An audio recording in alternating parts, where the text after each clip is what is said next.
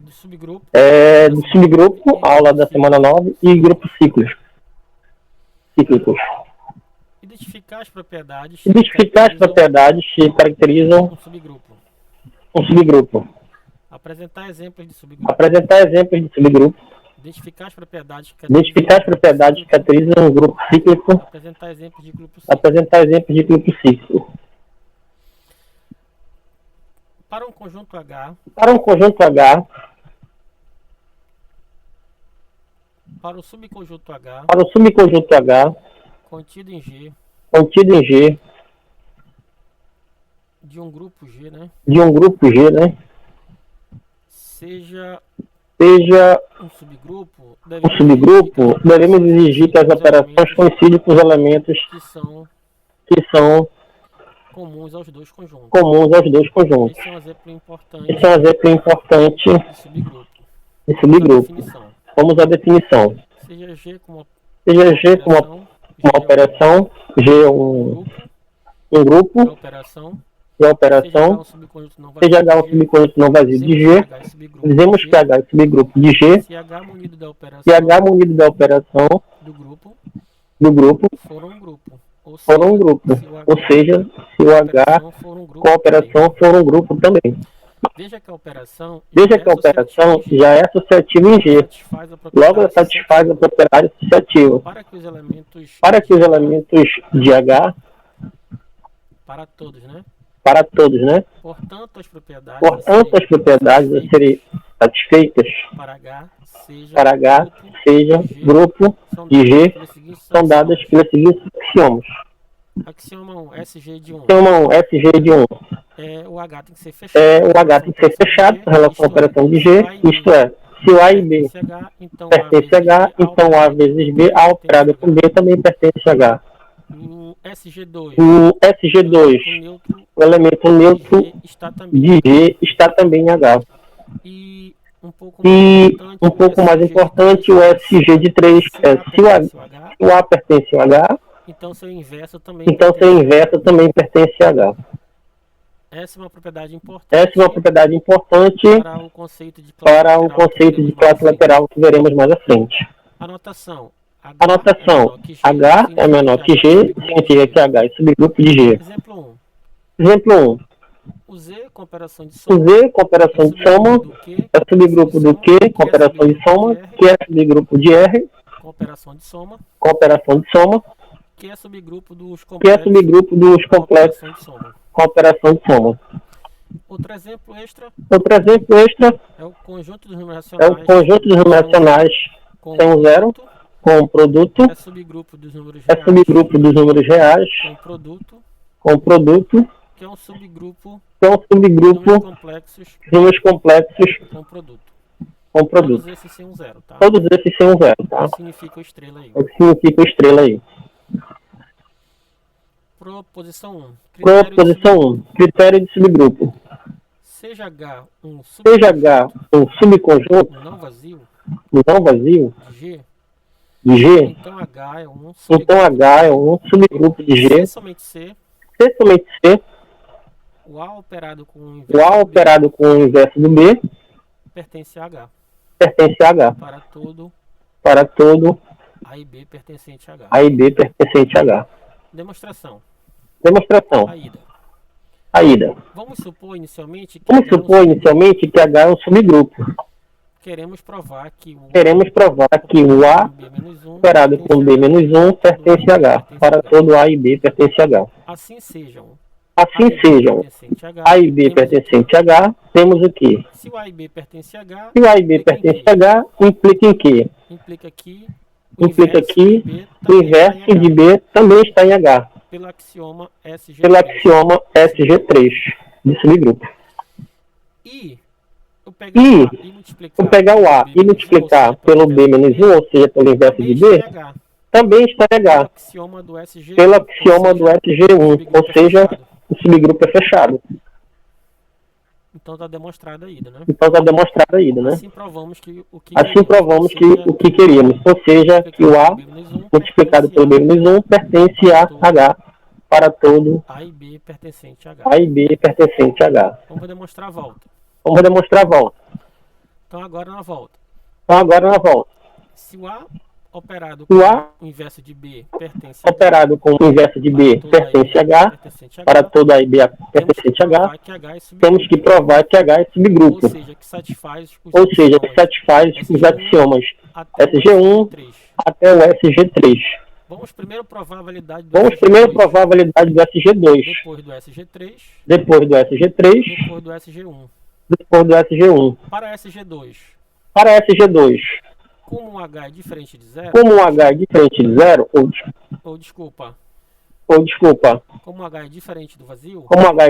do vazio. Existe um elemento A pertencente a H. Daí temos que o A pertence a H. Implica que o elemento neutro de G. Que é dado por A. Vezes o H menos 1. Pertence a H. Usando a hipótese que B é igual a A. Ok? Para o SG3. Seja X pertencente a H. Como já sabemos que o elemento neutro de G pertence a H. Então X e o elemento neutro de G também está em H. Isso implica dizer o quê? Que o inverso de X que pode ser dado por elemento neutro de G vezes elemento inverso de X pertence a H. Pela hipótese usando o A sendo o elemento neutro de G e o B sendo igual a X. E por último, o SG de 1. Seja um XY pertencente a H. Pela propriedade G. SG3. Sabemos que existe o inverso. Do Y. Que ele está dentro do H. Portanto, temos o quê? X e o inverso do Y. Estão em H. Isso implica em quê? Que XY é igual a X. Vezes o inverso do inverso do Y. Está dentro do H. Pela hipótese, temos que o A é X e o B é Y menos 1. Concluímos com isso que o H é subgrupo de G. Observação. Se G for um grupo aditivo, G com operação de mais e H um subconjunto não vazio de G, a condição A vezes B menos 1 pertencente a H se transformará em A menos B pertencente a H. Já que menos B é o elemento inverso pela operação. Assim, nesse caso, temos que o H é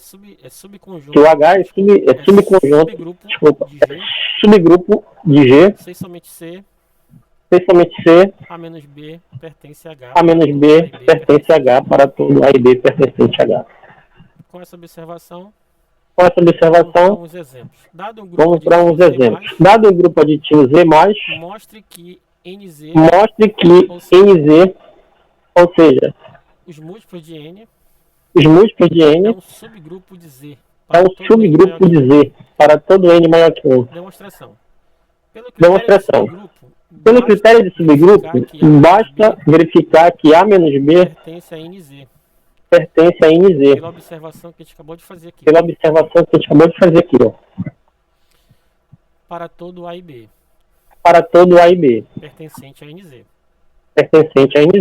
Como A e B pertencem a NZ, então existe um K e um N pertencente a Z. Aqui não é NZ, aqui é Z, tá? Tal que o A é múltiplo de N, então vai ser um KN. E o B é um múltiplo de N. Vai ser um MN. Fazendo a subtração A menos B, fica KN menos MN. Colocando o N em evidência, fica K menos M, que multiplica N. Como o K menos N é um inteiro, então isso aqui vai dar inteiro, ou seja, isso vai estar dentro do NZ. Portanto, NZ é um subgrupo de Z. Considere o grupo Z4 com a operação de soma. Então, H formado por 0 barra e 2 barra é o único subgrupo próprio de Z4. Aqui está a tabela do Z4. Aqui está a tabela do Z4.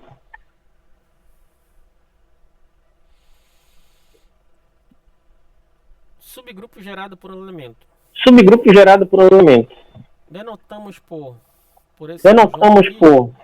esse conjunto aqui. O conjunto de todas as potências de A. O conjunto de todas as potências de A. Ou seja, vai dar esse símbolo aqui, né? É o A elevado a N com N pertencente a Z. Esse conjunto é um subgrupo de G. Chamado de subgrupo gerado por A. Também que o A é gerador. E dizemos também que o A é gerador do conjunto. Observação, quando G for um grupo aditivo, com operação de mais, G com operação de mais, então as potências de A serão, na verdade, múltiplos de A. Então esse conjunto vai ser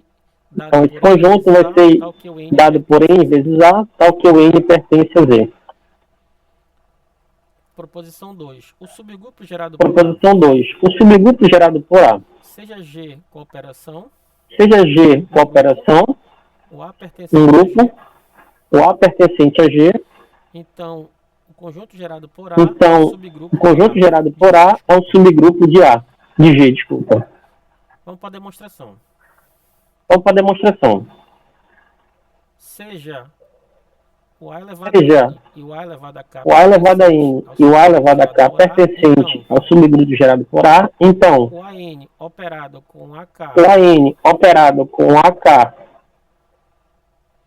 menos 1, ou seja, o inverso do AK, usando a propriedade aqui de potência, vou deixar o AN e multiplicar o K vezes menos 1, que dá menos K. Usando a propriedade de potência, isso é igual a A elevado a N menos K. N menos K é inteiro. Então pertence ao conjunto gerador de A. O que mostra que o conjunto gerador de A é um subgrupo de G. Exemplo 4. Dado o conjunto Z soma, então NZ com operação de soma, então NZ, né? São os múltiplos de N, que é o KN, tal que o K pertence a N. Ele é gerado por N. Em particular, o 2Z é gerado por 2. E veja também que o Z é gerado pelo 1. Exemplo 5. Considere o grupo Z4 com operação de soma. Do exemplo 3. O Z4 é formado pelo 0 barra, 1 barra, 2 barra e 3 barra. Então, H formado pelo 0 barra e 2 barra é gerado pelo 2. E veja também que o Z4 é gerado pelo 1 barra e pelo 3 barra. Grupos que são gerados por apenas um elemento são importantes e têm uma nomenclatura especial. Definição 3. Grupo cíclico. O conjunto G é chamado de grupo cíclico. Se o G é gerado por A. Para algum A pertencente a G. Ou seja, G é gerado pelo elemento. Neste caso, dizemos que A é um gerador de G. Se G é um grupo cíclico, então gerador de G, A pertencente a G, tal que o G é gerado pelo A. Em geral, não é único. em geral não é único. Por exemplo, no grupo Z4 com a operação de soma, temos que o Z4 é gerado pelo 1 barra e gerado pelo 3 barra. Tem dois geradores.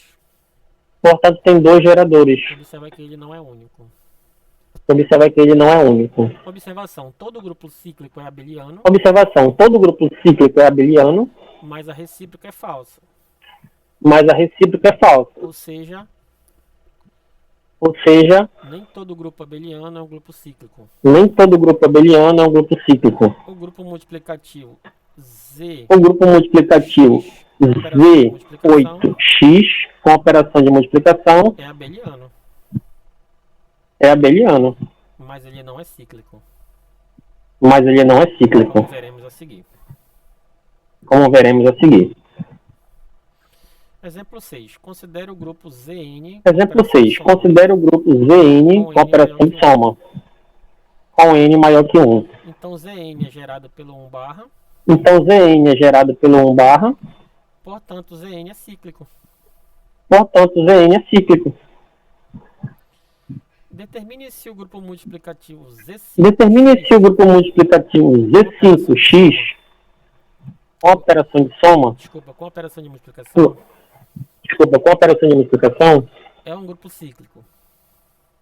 É um grupo cíclico.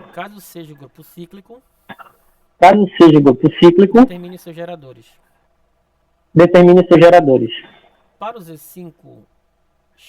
Para o Z5X, observe que o Z5X, o 5 ele é primo. Então esse conjunto aí, ele é formado por todos os todos os elementos que são invertíveis. Como o Z5 é primo, todos os elementos do Z5 fazem parte do Z5X. Ou seja, o 2, o 3 e o 4. E o 4.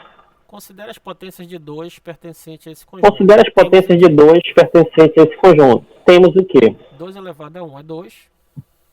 2 elevado a 1 é 2. 2 elevado a 2 é 4. 2 elevado a 2 é 4. 2 elevado a 3 é 8. 2 elevado a 3 é 8. Só que 8 é congruente a 3 módulo 5. 2 elevado a 4 é 16. 2 elevado a 4 é 16. Só que 16 é congruente a 1 módulo 5.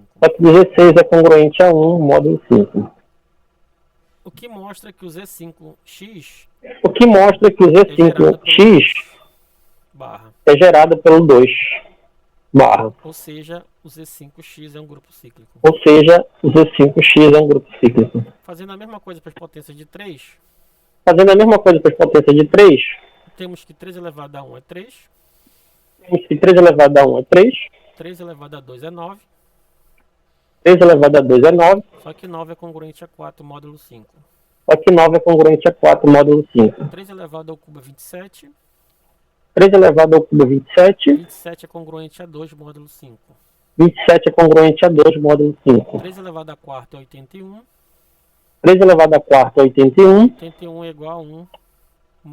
81 é igual a 1 módulo 5. O que mostra que o Z5 também é gerado pelo 3. Portanto, tem dois geradores, o 2 e o 3. Considerando agora a potência do número 4. 4 elevado a 1 é 4. 4 ao quadrado é 16. Que é congruente a 1 módulo 5. 4 elevado à terceira potência é 64.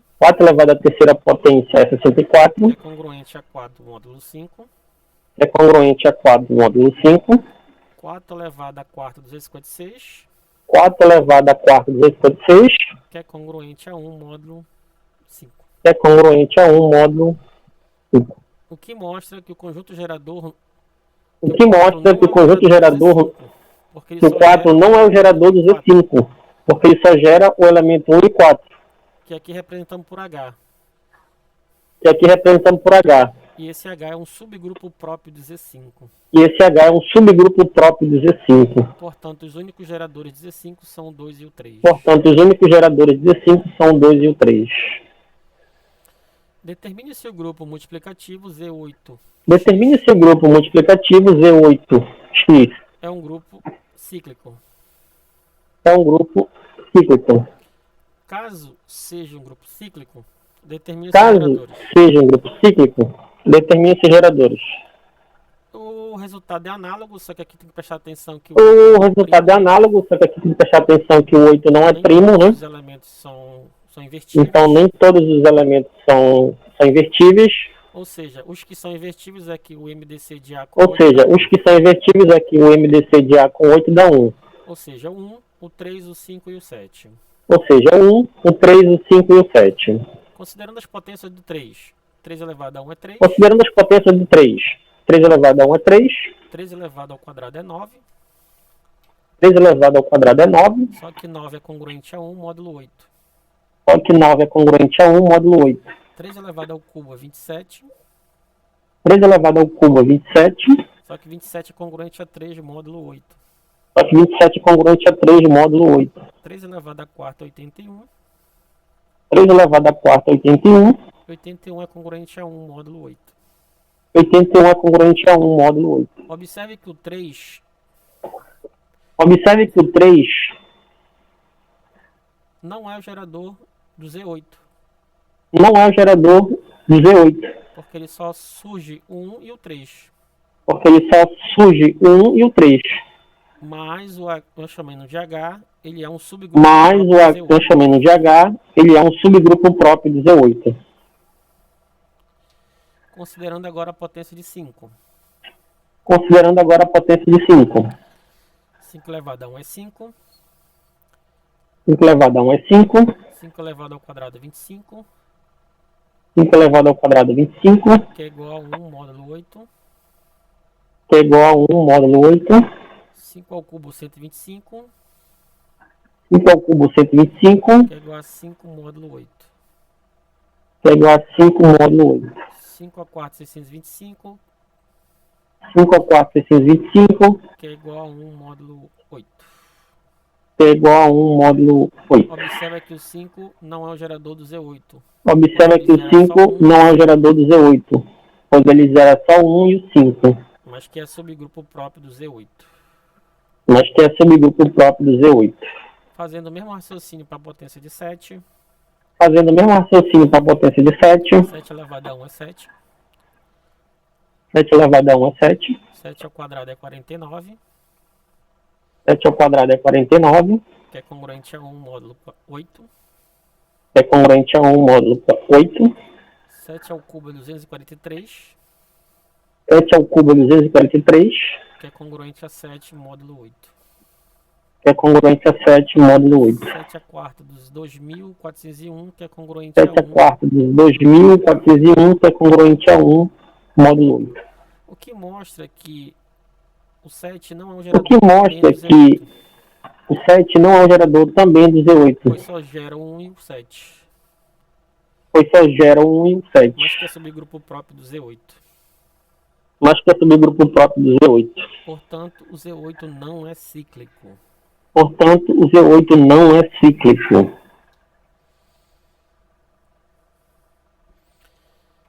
Se G é um grupo.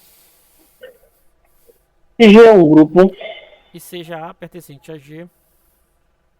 Seja A pertencente a G. Se o subgrupo gerado por A for finito, então dizemos que se o subgrupo gerado por A for finito, então dizemos que a ordem de A, denotado por ordem de A, é o número de elementos da... denotado por ordem de A, é o número de elementos do grupo gerado por A. Do grupo gerado por A. Ou seja, igual a ordem do grupo gerado por A. Agora, se o grupo gerado por A for infinito, então... Agora, se o grupo gerado por A for infinito, então dizemos que a ordem de A é infinita. Observação. O grupo gerado por E vai dar só ele, né? O grupo gerado por E vai dar só ele, né? Sempre.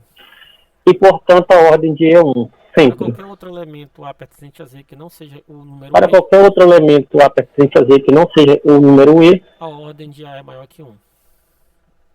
a ordem de A é maior que 1. Se G é cíclico, com gerador A, se G é cíclico, com gerador A, G é igual ao conjunto gerado por A. Ou seja, a ordem de A é igual à cardinalidade de G. Considere o grupo aditivo Z4. Considere o grupo aditivo Z4. Então, o Z4... Então, o Z4 gerador 1 vai ter geradores o seguinte. Gerador 1 é N vezes 1 barra, né? Como N é natural, então quer dizer que 1 barra vai gerar o 0, 1, o 2, o 3, ou seja, o Z4. Como o 2, quais são os geradores do 2? Como o 2, quais são os geradores do 2? Vai formar o 0 e o 2. Vai formar o 0 e o 2. Portanto, o 2 não é o gerador. Portanto, o 2 não é o gerador do Z4. Do Z4. E o 3? O 3 vai gerar o 0, 1, o 2. E o 3? O 3 vai gerar o 0, 1, o 2 e o 3. Ou seja, o 0 gera o Z4. Concluímos que a ordem de 1 é 4. Concluímos que a ordem de 1 é 4. A ordem de 2 é 2. E a ordem de 3 é 4. A ordem de 2 é 2. E a ordem de 3 é 4. Determine se os elementos do grupo multiplicativo Z5x. Determine se os elementos do grupo multiplicativo Z5x. Determine a ordem dos elementos do grupo multiplicativo. Determine a ordem dos elementos do grupo multiplicativo Z5x. Já sabemos que a ordem do Z5x. Já sabemos que a ordem do 1 é 1. O 2 vai gerar todo o Z5. O 2 então a ordem do 2 vai gerar todo o Z5. Já viu isso? Então a ordem do 2 é 4. Então quer dizer que a ordem do 3 vai gerar todo o Z5. Então quer dizer que a ordem do 3 são 4 elementos. Quer dizer que a ordem do 4 é o 2. E o 4 só gera o 1 e o 4. Quer dizer que a ordem do 4 é o 2. Determine a ordem dos elementos multiplicativos do Z8. Determine a ordem dos elementos multiplicativos do Z8. A ordem de 1 é 1. A ordem do 3 a ordem de 1 é 1. É 1 em 3. A ordem do 3 é 1 em 3. O 3 gera 1 em 3, então a ordem do 3 é 2. O 3 gera 1 em 3, então a ordem do 3 é 2. 5, a ordem do 5 é 2. O 5 gera 1 em 5, a ordem do 5 é 2. O 7 gera 1 em 7, a ordem do 7 é 2. Observe que os elementos 2, 3 e 5 na tabela são seus próprios inversos. Na tabela da multiplicação são seus próprios inversos. Então eles são de ordem 2. Então eles são de ordem 2. Isso vai implicar aqui nesse teorema. Isso vai implicar aqui nesse teorema. Se o A for um elemento de ordem finita, então N será. Se o A for um elemento de ordem finita, então N será o menor inteiro positivo que satisfaz. A elevado a N vai ser igual ao elemento neutro do grupo. Mais ainda, o conjunto gerado por A é. Mais ainda, o conjunto gerado por A é EA ao quadrado até o A elevado a N menos 1. Observa teorema pela parte 2. Observa teorema pela parte 2. Se o A for elemento de ordem infinita, então A elevado a N é diferente do elemento de ordem infinita, então A elevado a N é diferente do elemento de zero. Neutro de G, para todo inteiro diferente de zero. Mais ainda, são todas as potências. O conjunto gerado por A são todas as potências. E essas serão distintas.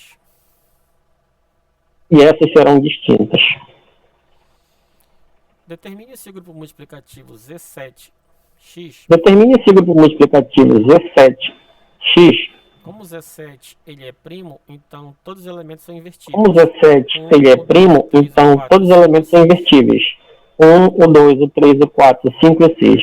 Vamos verificar se o Z7 é cíclico. Caso seja, quais são os seus geradores? Vamos verificar se o Z7 é cíclico. Caso seja, quais são os seus geradores? Já sabemos que a ordem de 1 é 1. Já sabemos que a ordem de 1 é 1. Agora potência de 2. Potência de 2. 2 elevado a 1 é 2. Agora potência de 2. Potência de 2. 2 elevado a 1 é 2. 2 elevado a 2 é 4. 2 elevado a 3 é 8. Que é congruente a 1 módulo 7. é congruente a 1 módulo 7. Então, usando o teorema, eu encontrei que o menor inteiro... Usando o teorema, eu encontrei que o menor inteiro é o 3. Que elevado ao 2 é 1. É o 3. É o 3. Então, quer dizer que a ordem do elemento 2 é o 3. Para a potência de 3, 3 elevado a 1 é 3, 3 elevado ao quadrado é... Para a potência de 3, 3 elevado a 1 é 3, 3 elevado ao quadrado é 9.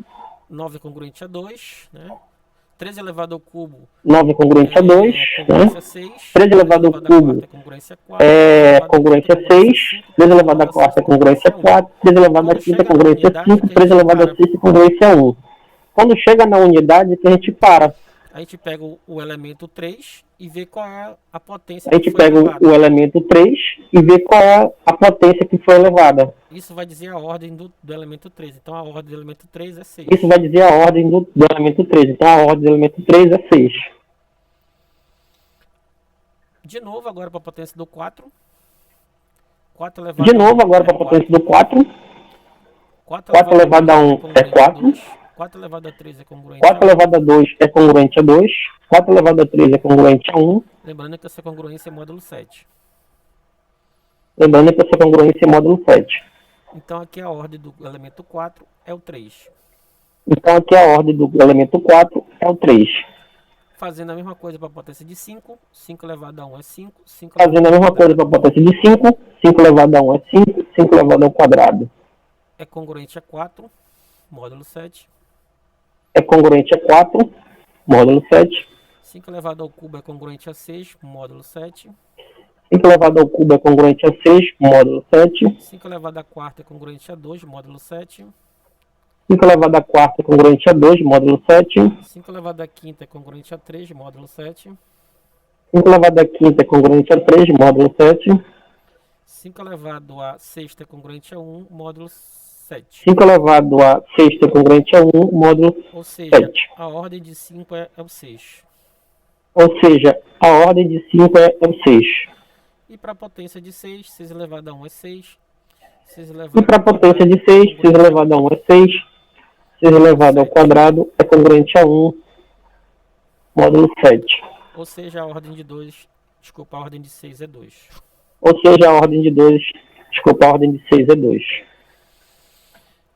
Como o Z7 é formado pelos elementos 1, 2, 3, 4, 5, 6... Como o Z7 é formado pelos elementos 1, 2, 3, 4, 5, 6, em um grupo de ordem 6, e temos dois elementos que também têm ordem 6... O Z7 é um grupo cíclico. Então segue que o Z7 é um grupo cíclico, com geradores sendo 3 e o 5. Agora considere o S3. Quem é o S3? Agora considere o S3. Quem é o S3? É o conjunto I, alfa ao quadrado, beta, beta alfa e beta ao quadrado. Das permutações de três objetos. Vamos verificar se das permutações de três objetos. Vamos verificar se ele é cíclico. Calculando a potência do elemento alfa de S3. Calculando a potência do elemento alfa aplicando a parte 1 do de S3. E aplicando a parte 1 do teorema 1. Alfa elevado a 1 é o próprio alfa. Alfa elevado a 2. Alfa elevado a 1 é o próprio alfa. Alfa elevado a 2 vai dar essa abjeção. Alfa elevado a 3 dá abjeção identidade. Alfa elevado a 3 dá abjeção identidade. Significa que a ordem de alfa é 3. Significa que a ordem de alfa é 3. A mesma coisa para o elemento alfa ao quadrado. A mesma coisa para o elemento alfa ao quadrado. Só tem que entender que alfa ao quadrado é um símbolo para essa Só tem que entender que alfa ao quadrado é um símbolo para essa permutação.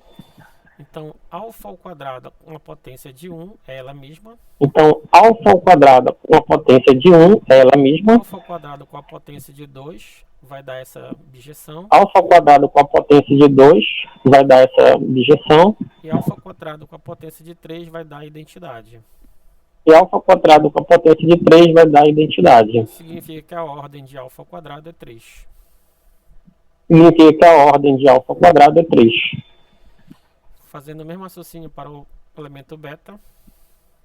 Fazendo o mesmo raciocínio para o elemento beta. Beta elevado a 1 é ele mesmo. Beta elevado a 1 é ele mesmo. Beta ao quadrado vai dar identidade. Beta ao quadrado vai dar identidade. Significa que a ordem de beta é 2. Significa que a ordem de beta é 2. Agora vamos fazer para a potência beta alfa. Agora vamos fazer para a potência beta alfa. Beta alfa elevado a 1, ela mesma. Beta alfa elevado a 1, ela mesma.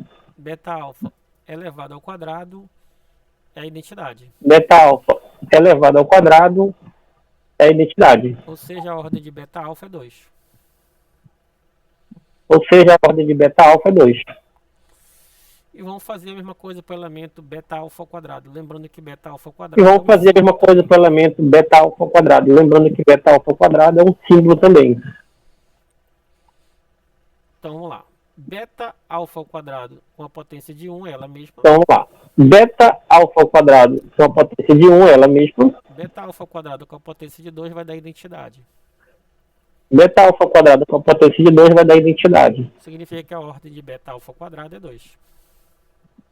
Significa que a ordem de beta alfa ao quadrado é 2.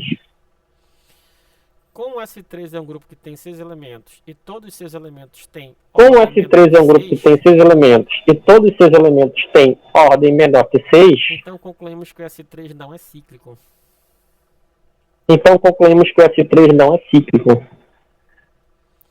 Teorema de Lagrange.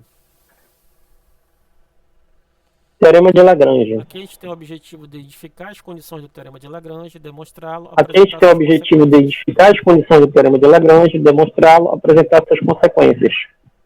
O Teorema de Lagrange diz assim: se H for um subgrupo do grupo Teorema de Lagrange diz assim: se H for um subgrupo do grupo finito G, então a ordem de H dividirá a ordem de G.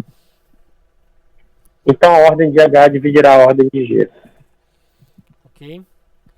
Observa que, pela observação 2 aqui, a recíproca do Teorema de Lagrange Observa é falsa. que, pela observação 2 aqui, a recíproca do Teorema de Lagrange é falsa. Ou seja, em geral não é verdade que se o inteiro M divide a Ou ordem seja, de G... em geral não é verdade que se o inteiro M divide a ordem de G, então G terá um subgrupo H com a ordem de H sendo M. de G. Com a ordem de H sendo M. Ok? Ok? Exemplo 1. Sabendo que o S3 é formado por esse aqui, né? É um Exemplo conjunto 1. de ordem Sabendo que o S3 é formado por esse aqui, né? É um conjunto de ordem 6 e, portanto, seus subgrupos só podem ter ordem divisores de 6, que é 1, o 2, o 3 e 6. Lembrando que o alfa e o beta são essas bijeções. Vamos lá. Vamos lá. Então, começando pelo beta. Beta 1 vai no 1, o 2 então, vai no 3, começando pelo beta. Beta 1 vai no 1, o 2 vai no 3, o 3 vai no 2. Tem ordem 2. Por que tem ordem 2? Basta olhar a tabela lá do grupo, tá? Tem ordem 2. Por que tem ordem 2? Basta olhar a tabela lá do grupo, tá? Então, pois beta ao quadrado vai na identidade. Então, o grupo gerado por beta é só a identidade e o próprio beta. Será um subgrupo S3 de ordem 2. Será um subgrupo S3 de ordem 2. Fazendo agora o raciocínio para o alfa. Então aqui a gente vai fazer o alfa ao quadrado e alfa terceira. O alfa terceira. Então aqui a gente vai fazer o alfa ao quadrado e alfa terceira. O alfa terceira volta para a identidade. Que significa que o conjunto gerado por alfa é I. Que significa que o conjunto gerado por alfa é I, alfa e alfa ao quadrado. Que será um subgrupo de S3 mais de ordem 3. Que será um subgrupo de S3 mais de ordem 3. Classe lateral, definição de classe lateral. Classe lateral, definição de classe lateral. G dado o elemento A, seja G é um grupo e H é um subgrupo de G. Dado o elemento A de G, chamamos de classe lateral à esquerda ao conjunto. Chamamos de classe lateral à esquerda ao conjunto AH. esse conjunto vai pegar o elemento A e multiplicar por H. Esse conjunto vai pegar o elemento A e multiplicar por H. O elemento H está dentro do conjunto H. Observa que o H está dentro, o Hzinho, o elemento H está dentro do conjunto Hzão. Então essa notação, se o grupo for aditivo, ela vai se transformar nessa aqui, ó. Essa notação, se o grupo for aditivo, ela vai se transformar nessa aqui, ó. A mais observação H vai ser A mais H com H pertencente a H. Bom? A mais H vai ser A mais H com H pertencente a H. Bom? Observação 2 é o seguinte, se o E for o elemento neutro do grupo, então o EH é o próprio Observação 2 é o seguinte, se o E for o elemento neutro do grupo, lateral, então o EH é o próprio H. O EH vai ser o próprio então, a classe lateral subconjunto H. Do EH vai ser o próprio subconjunto H. Mas, se o A pertence à classe lateral H... Mas, se o A pertence à classe lateral H... O A pertence à classe lateral H para todo A pertencente a G. O A pertence à classe lateral H para todo A pertencente a G, desculpa.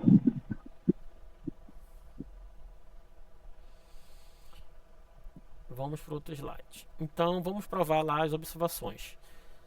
Vamos para outro slide. Então, vamos provar lá as observações. Seja é o elemento neutro do grupo G e seja H um subgrupo de G, mostre que a classe lateral EH é o próprio subgrupo H. Basta observar que EH é igual ao próprio H. Basta observar que EH é igual ao próprio H. Para todo H pertencente a... Daí, pela definição de classe lateral, EH vai ser o E vezes H. Daí, pela definição de classe lateral, EH vai ser o E vezes H, que vai dar o próprio H, ou seja, o próprio subgrupo. Então, aqui, o A pertence à classe AH para todo, vamos provar essa parte. Então, aqui, o A pertence à classe AH para todo, vamos provar essa parte aqui, né? O elemento neutro pertence ao H. O E pertence ao H. Então o A é igual a... O elemento neutro pertence ao H. Então o A é igual a vezes H. Que pertence a H. Isso parece pertence a H. Vai ver com o passar aqui dos exercícios. Tá? Isso parece ser meio óbvio, a gente vai ver com o passar aqui dos exercícios, tá? Vamos calcular as classes laterais do subgrupo H, formado por I. Vamos calcular as classes laterais do subgrupo H, formado por I e beta. Do S3. Né? Então aqui tem a tabela do S3, né? Do S3. Né? Então aqui tem a tabela do S3, né? Vamos calcular as classes laterais. Pegando o A. Vamos calcular as classes laterais. Desculpa. Pegando o A e multiplicando pelo H. Pegando alfa e multiplicando por H. Então, alfa vezes H vai ser alfa I, alfa beta. Então, alfa vezes H vai ser alfa I, alfa beta. Alfa I vai dar o próprio alfa. E o alfa beta, pela tabela, vamos olhar. Alfa e beta. Vai dar beta alfa ao quadrado. Mesmo raciocínio para alfa quadrado, H. Então, mesmo raciocínio para alfa ao quadrado, H. E alfa ao quadrado então, beta. Alfa ao quadrado I vai dar o próprio alfa ao quadrado. E alfa ao quadrado beta. Vamos lá na tabela. É igual a beta alfa. Alfa ao quadrado e beta. É igual a beta alfa. Ok. Beta H. Beta H vai ser beta vezes I. Ok. O próprio beta. Beta H vai ser beta vezes I, que vai dar o próprio beta, e beta vezes beta, que dá beta ao quadrado. Na tabela, beta ao quadrado é igual a I. Ora, vai dar o próprio H, então. Ora, vai dar o próprio H, então. Próximo elemento, o beta alfa H. Beta alfa vezes I dá o beta alfa. Próximo elemento, o beta alfa H. Beta alfa vezes I dá o beta alfa. E o beta alfa vezes beta, vamos olhar lá. Beta alfa vezes beta vai dar alfa ao quadrado. Só que a gente já sabe esse conjunto é quem? Esse resultado aqui só está trocado a ordem, né? Só que a gente já sabe esse conjunto é quem? Esse resultado aqui só está trocado a ordem, né? é o alfa ao quadrado H. E por último, o beta alfa ao quadrado vezes I, que vai dar o beta ao quadrado. E por último, o beta alfa ao quadrado vezes I, que vai dar o beta ao quadrado. Desculpa, o beta alfa ao quadrado vezes I. Desculpa, o beta alfa ao quadrado vezes I, que vai dar o beta alfa ao quadrado. Que vai dar o beta alfa ao quadrado. E agora, o beta alfa ao quadrado com beta, vamos olhar a tabela. E agora, o beta alfa ao quadrado com beta, vamos olhar a tabela. Beta alfa ao quadrado com beta vai dar alfa. Beta alfa ao quadrado com beta vai dar alfa. De novo, eu já tenho esse conjunto que é formado por alfa H. De novo, eu já tenho esse conjunto que é formado por alfa H. Então, observe que as classes laterais distintas nesses casos são H. Então, observe que as classes laterais distintas nesses casos são H, alfa H, alfa H e alfa ao quadrado H. E alfa ao quadrado H. Calcule todas as classes laterais distintas do subgrupo H, formado por I, alfa Calcule todas as classes laterais distintas do subgrupo H, formado por I, alfa e alfa ao quadrado, do S3. Então, é o mesmo raciocínio que fazendo agora, né? Vai ser o próprio H. Então, a classe lateral de alfa H vai ser o próprio H. O alfa quadrado Consulte H a tabela. vai ser o próprio H também. O alfa quadrado H vai ser o próprio H também. O beta H vai ser o beta O beta H e beta alfa ao quadrado. Vai ser o beta alfa e beta alfa ao quadrado. O beta alfa H vai ser o beta H. O beta alfa H vai ser o beta H. O beta alfa ao quadrado também vai ser igual ao beta H. O beta alfa ao quadrado também vai ser igual ao beta H. Aqui aparecem duas classes laterais distintas, que é o H e o beta H. Aqui aparecem duas classes laterais distintas, que é o H e o beta H. Proposição 1. Propriedade das classes laterais. Seja G um grupo finito e H Proposição 1. Propriedade das classes laterais. Seja G um grupo finito e H um subgrupo de G, e A e B pertencente a G. Parte 1. Parte 1. A classe H, se a classe H, desculpa, é igual à classe B. A classe H, se a classe H, desculpa, é igual à classe BH, se somente C, B-1 vezes H, B-1 vezes A, está em H, desculpa. Recapitulando.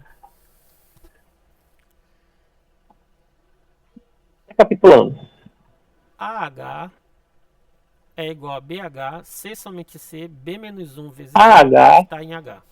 É igual a BH, C somente C, B-1 vezes A está em H. Vamos demonstrar essa primeira parte. Então, vamos demonstrar essa primeira parte. Primeiramente que a H é igual a BH. Queremos mostrar que o B... Então, Aida, vamos supor primeiramente que a H é igual a BH. Queremos mostrar que o B-1 vezes A está em H. Como A pertence a BH, que é igual a H, logo existe um Hzinho pertencente Como A pertence a BH, que é igual a H, logo existe um Hzinho pertencente a H, ao que A é igual a BH. Portanto, multiplicando por B-1 pela esquerda, obtemos que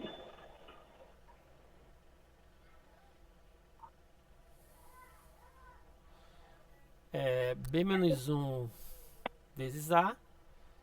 Aí aqui eu vou agrupar o B-1 vezes A. B-1 vezes B vai dar o E. Aí aqui eu vou agrupar o B-1 com B do outro lado. Como H pertence a H, B-1 vezes B vai dar o E, vezes H vai dar o H.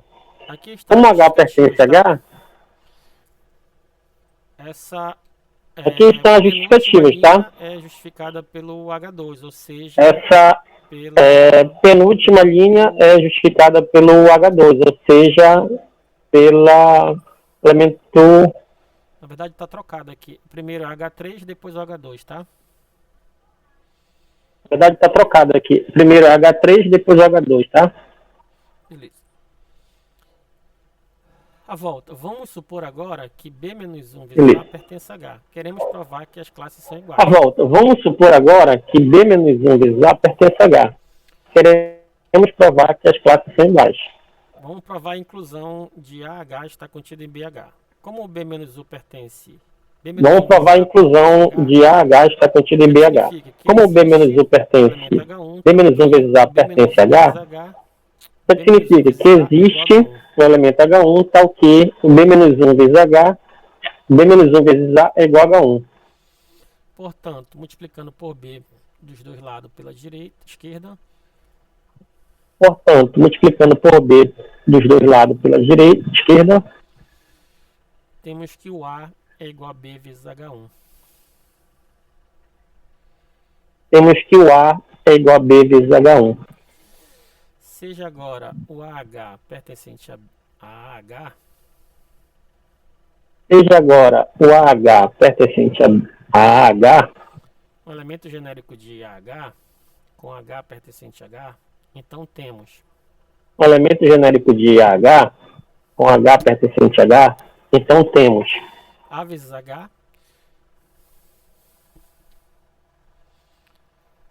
A vezes H é igual, substituindo o A por B vezes H1. É igual, substituindo o A por B vezes H1. E agrupando aqui H1 com H. E agrupando aqui H1 com H. Obtemos isso aí, ó. Agora vamos raciocinar.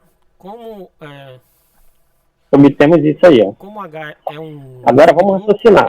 Como pertence a H, então H1 como H é um subgrupo e H e H1 pertence a H, então H1 vezes H pertence a H, pois ele é fechado, né? Portanto, A vezes H. Portanto, A vezes H, que é igual a B vezes H1 H, pertence a BH. Daí segue que é igual a B vezes H1 H, todo H pertence a BH. Ou seja, vale a inclusão de Daí AH, segue que AH pertence a BH, para todo H pertence a H. Ou seja, vale a inclusão de AH dentro de BH. A inclusão... A outra inclusão é análoga, né? A outra inclusão é análoga, né? Prove que B menos 1 vezes A pertence a AH. Então, o BH está... Prove que B menos 1 vezes A pertence a AH. Então, o BH está contido dentro do AH. Tá ok, né? B menos 1 vezes como B menos 1 vezes A pertence a H, então existe um H1, tá ok, né? B menos 1 vezes A é igual a H1. Portanto, a gente obtém que o A é igual a multiplicando por B pela esquerda, a gente obtém que o A é igual a B vezes H1. É igual a vezes H1 e multiplicando por H1 pela direita, temos que o B é igual a vezes H1 elevado a menos 1, ou seja, o inverso do H1. Que H1 pertence a H. Se o H1 pertence a H, o inverso dele também pertence a H. Lembrando que H1 pertence a H. Se H1 pertence a H, o inverso dele também pertence a H. Seja agora o B vezes H pertencente a BH, um elemento genérico de BH com H pertencente a H. Seja agora o B vezes H pertencente a BH, um elemento genérico de BH com H pertencente a H. Então temos o quê? Que o BH, substituindo quem é o B por B vezes H, o inverso de H1, vezes H, agrupando o inverso de H1 com H. Como o H é o grupo, então temos que o H e o H1 pertencem a H. Então, como o H é o grupo, então temos que o H e o H1 pertencem a H. Então, o H1 também pertence a H, como eu acabei de falar, o H1 inverso dele pertence a H. E ele multiplicado com H também pertence a H, pois é fechado. Aqui está as justificativas. A primeira pelo SG3 e a segunda pelo SG1. E, portanto, o BH pertence a H. Daí a outra inclusão, né? Ou seja, o BH pertence a H. E, portanto, o BH pertence a H. Daí a outra inclusão, né? Ou seja, o BH pertence a H. O H já estava dentro do BH. Para então, todo H pertence a H. Ou seja, o BH está dentro de H. Como o H já estava dentro do BH, então temos a igualdade. Proposição 1. Propriedade das classes laterais. A segunda parte diz o seguinte. Proposição 1. Propriedade das classes laterais. A segunda parte diz o seguinte, ó. Deixa eu voltar aqui. Se a classes laterais for diferente do vazio, então as classes laterais são iguais. Se a interseção das classes laterais for diferente do vazio, então as classes laterais são iguais. Ou, equivalentemente, se as classes laterais são diferentes, então a interseção é vazia. Vamos à demonstração. Diz o seguinte, vamos partir que a interseção das classes H e BH seja diferente. Diz o seguinte, vamos partir que a interseção das classes H e BH seja diferente do vazio. Ou seja, existe um G que pertence à interseção. Portanto, G pertence Ou seja, existe um G que pertence à interseção. Pela definição de interseção de Portanto, conjuntos. G pertence a H e B pertence a BH, pela definição de interseção de conjuntos. Daí segue que existe H1 e H2 pertencente a H, tal que o G é igual a vezes H1. Daí segue que existe H1 e H2 pertencente a H, tal que o G é igual a A vezes H1 e G é igual a B vezes H2, pela definição de classe. Ou seja, A vezes H1 é igual a B vezes H2. Assim temos.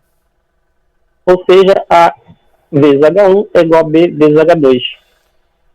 Assim temos. Multiplicando pelo inverso de H1 pela direita e agrupando, temos que A é igual a B vezes H2. Multiplicando pelo inverso de H1 pela direita e agrupando, temos que A é igual a B vezes H2 vezes inverso de H1. Agora, multiplicando pelo inverso do B pela esquerda e agrupando, temos que o inverso do B vezes Agora, multiplicando pelo inverso do B pela esquerda e agrupando, temos que o inverso do B vezes A é igual a H2 vezes o inverso do H1. Como H é um subgrupo, então temos que o H1 e o H2 pertencem a H. Isso implica que também o inverso do H1 também pertence a H. Como H é um subgrupo, então temos que o H1 e o H2 pertencem a H. Isso implica que também o inverso do H1 também pertence a H, né? Hoje, por SG3. E H2 vezes o inverso de H1 pertence a H pelo G1, né? GS1. O SG1, desculpa. B-1 vezes A pertence a H. Logo, pela propriedade 1 que demonstramos agora... Portanto, o B-1 vezes A pertence a H. Logo, pela propriedade 1 que demonstramos agora, segue que as classes são iguais. Para demonstrar a propriedade 3, a parte 3 do teorema, diz assim, ó. Todas as classes laterais têm... Para demonstrar a propriedade 3, a parte 3 do teorema, diz assim, ó. Todas as classes laterais têm ordem H, elementos, isto é, a cardinalidade de AH é igual à cardinalidade de H. Se eu prestar atenção, para todo A pertencente a G. Que o número de elementos da classe lateral à esquerda... Se eu prestar atenção, o que está escrito aqui? É igual ao número de elementos... E o número de elementos da classe lateral à esquerda de H é igual ao número de elementos do subgrupo H. É isso que está escrito aqui. Vamos à demonstração. Para provar que dois conjuntos têm o mesmo número de elementos, precisamos mostrar que existe uma abjeção entre esses conjuntos. Então, para isso, para provar que dois conjuntos têm o mesmo número de elementos, precisamos mostrar que existe uma abjeção entre esses conjuntos. Então, para isso, considere a função f de H indo na classe lateral H, ou seja, ela é injetora e sobrejetora, definida por f de H sendo A vezes H. Vamos provar que essa função é bijetora, ou seja, ela é injetora e sobrejetora. Ora, pela própria definição de classe lateral, já vimos que a imagem, o conjunto de imagem de F é o próprio conjunto das classes laterais. ou seja, o F é subjetora. Para provar que F injetora, seja H1 e H2 pertencente a H, tais que F de H1 é igual a F de H2. Deveremos para provar que F injetora, seja H1 e H2 pertencente a F de H1 é igual a F de H2, tais que F de H1 é F de H2. Deveremos concluir que H1 é igual a H2. Assim temos, como F de H1 é igual a F de H2 por hipótese, calculando o F de H1, que é A vezes H1, e calculando o F de H2, que é o A vezes H2, multiplicando pelo inverso do A pela esquerda, e agrupando, temos que H1 é igual a H2. O que prova que o F é injetora. Portanto, como F é uma objeção, então H e H tem o mesmo número de elementos. Isto é, portanto, como F é uma objeção, então A, H e H tem o mesmo número de elementos. Isto é, a cardinalidade da classe H é igual à cardinalidade do subgrupo H. E por último, a parte 4. Parte 4 diz assim: existem elementos A1, A2, A3, A4. E por último, a parte 4. Pertencente a G, tal que. Vamos fixar. Parte 4 diz assim: existem elementos A1, A2, A3, até o AK pertencente a G, tal que. Vamos fixar aqui que o A1 seja o elemento neutro de G, tal que o G vai ser a soma das classes A1H.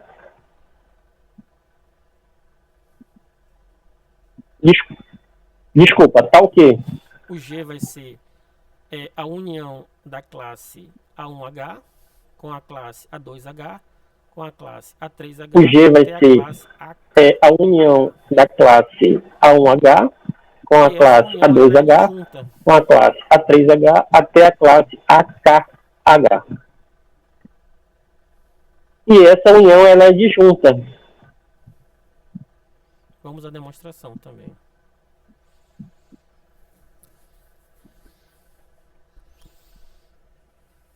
Vamos à demonstração também.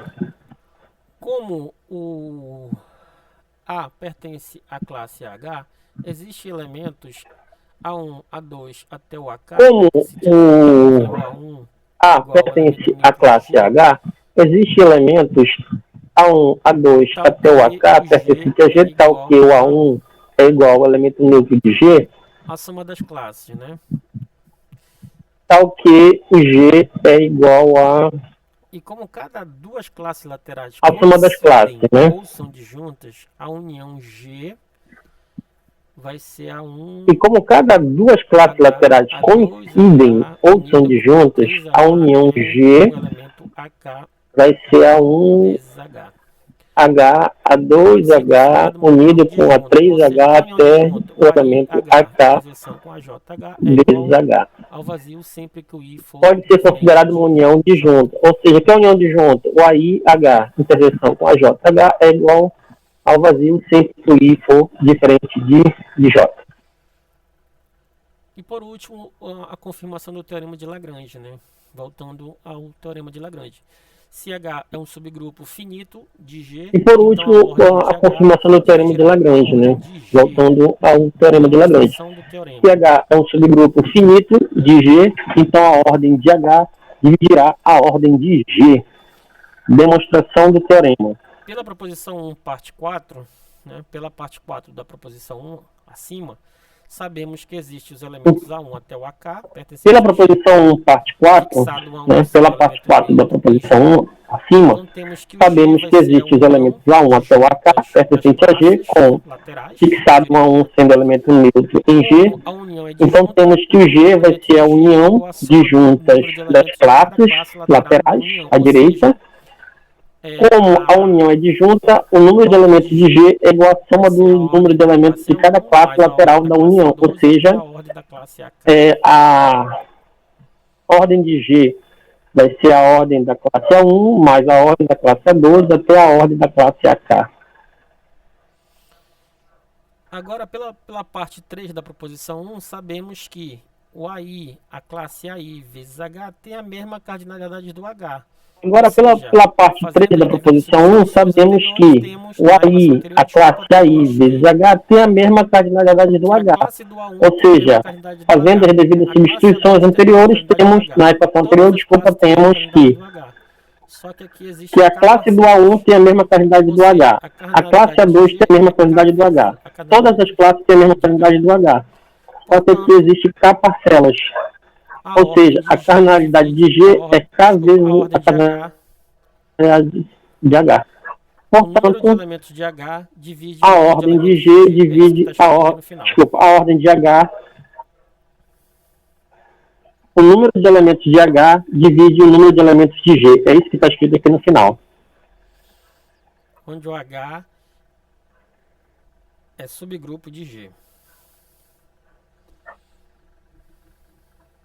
Onde o H é subgrupo de G. Agora vem as consequências do colorário do teorema de Lagrange, né? Seja G um grupo finito e A pertencente a G, então a ordem... Agora vem as consequências do colorário do teorema de Lagrange, né? Seja G um grupo finito e A pertencente a G, então a ordem de A divide a ordem de G. O subgrupo gerado por A é um subgrupo finito de G. Pelo teorema de Lagrange, então a ordem do subgrupo gerado por A é um subgrupo finito de G. Pelo teorema de Lagrange, então a ordem do subgrupo gerado por A divide a ordem de G. Mas como, por definição, a ordem dos elementos de A é a ordem do subgrupo gerado por A, ou seja, a ordem de A é igual à ordem do subgrupo gerado por A. Segue que a ordem de A divide a ordem de G. Colorário 2. Seja G um grupo finito de ordem N e A pertencente a G, então ela da N é igual ao colorário 2. Seja G um grupo finito de ordem N e A pertencente a G, então ela da N é igual ao elemento neutro de G. Seja M a ordem do elemento A, de acordo com o colorário 1, o M divide N. Ou seja, existe um seja M a ordem do elemento A, de acordo com o colorário 1, o M divide N. A ordem M de A é menor. Ou seja, existe um K, tal que o N é K vezes M. Como a ordem de M, como a ordem M de A é menor, inteiro positivo, tal que A elevado a N é igual a... Só que o N é igual a MK, né? A elemento neutro de G, assim temos que A elevado a N é igual a elevado a... Só que o N é igual a MK, né? Aqui é a propriedade de potência. Vou deixar elevado a M, elevado a K. Só que a elevado a M é o elemento neutro de G. E qualquer potência do elemento neutro de G vai dar elemento de G. O elemento neutro de G. Colorário 3. Todo grupo de ordem primo é cíclico. Seja G um grupo de ordem primo. Colorário 3. Existe de ordem primo é cíclico. Seja G um grupo de ordem primo, como que é maior que 1, existe um A pertencente a G, tal que o A seja diferente do elemento neutro de G. Agora, como A é diferente do elemento neutro de G, então a ordem de A é maior que 1. Por outro lado, pelo colorário 1, a ordem de G divide a ordem de A, divide a ordem de G. Ou seja, a ordem de A divide P, porque a ordem de G é P, ok? Mas como P é primo, então os únicos divisores do primo pode ser 1 e ele mesmo. Então é 1 e P. E como a ordem de A é maior que 1, assim nos resta a possibilidade de que a ordem de A seja P. Isso significa que o subgrupo gerado por A tem o mesmo número de elementos de G. E como o subgrupo gerado por A está contido em G é um grupo então não tem jeito. Significa que o subgrupo gerado por A é o próprio G. Ou seja, G é um grupo cíclico. Colorário 4. Pequeno teorema de Fermat. Seja P um número primo e A um número inteiro que não divide P, então A elevado a P... Colorário 4. Pequeno teorema de Fermat. Seja P um número primo e A um número inteiro que não divide P, Então, A elevado a P menos 1 é congruente a 1 módulo P. Demonstração. Sabemos que o ZP de X é um conjunto multiplicativo com a cardinalidade sendo P menos 1. Demonstração. Sabemos que o ZP de X é um conjunto multiplicativo com a cardinalidade sendo P menos 1. Como φ de P, que é a função de Euler, φ de P é P menos 1, porque P é primo, logo, e como o MDC de A e P é 1, então, portanto, qualquer classe de A que pertença a ZP, né? Logo, pelo quadrado 2, temos o quê? Que o A, a classe de A elevado a φ de P, que é P menos 1, é igual a 1, a classe do 1. O que significa o quê? Que o A elevado a P menos 1 é congruente a 1 módulo P pela definição de congruência. O corolário 5, teorema de Euler, é um caso um pouco mais que o teorema de Fermat, né? Então, seja n maior que 1, o número inteiro... O corolário 5, teorema de Euler, é um caso um pouco mais que o teorema de Fermat, né?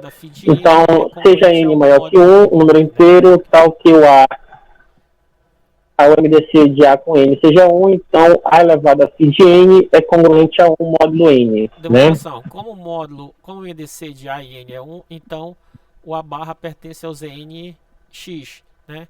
Lembrando que... Demonstração. Como o MDC de A e N é 1, então o A barra pertence ao ZNX, né? Lembrando que agora o ZNX é um grupo de ordem... A classe do A elevado a φ de N... elevado a N, né? O que implica que... E, portanto, pelo corolário 2, temos que a classe do A elevado a φ de N é igual à classe do 1, o que implica que o A elevado a φ de N é congruente módulo 1 pela definição de congruência. Exercício 1A. Calcule todas as classes de laterais distintas do subgrupo H formado por I ao quadrado do S3. Exercício 1A. Calcule todas as classes de laterais distintas do subgrupo H formado por I ao quadrado do S3. Obtenha os elementos A1, A2 até a K pertence a S3, tal que o S3 é a soma a união das classes disjuntas.